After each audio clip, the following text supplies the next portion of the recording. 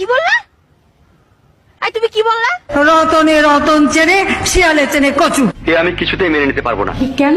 শিয়ালে কোনোদিন কচু খাই শুনেছেন? না, আসলে কথাটি হবে রতনে রতন চেনে, শুয়োরে চেনে কচু। খালেদা জিয়া কি করেছিল?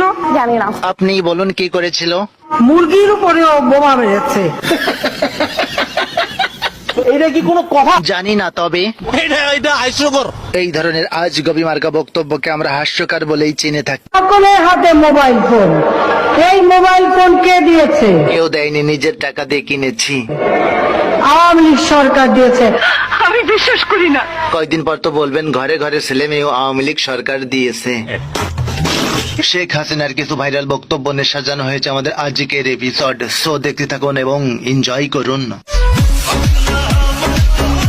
যারা এখন এই বিদ্যুৎ কেন্দ্র নিয়ে কথা বলবে, আমার মনে হয় তাদের বাড়ি বিদ্যুৎগুলি বন্ধ করে দেওয়া উচিত।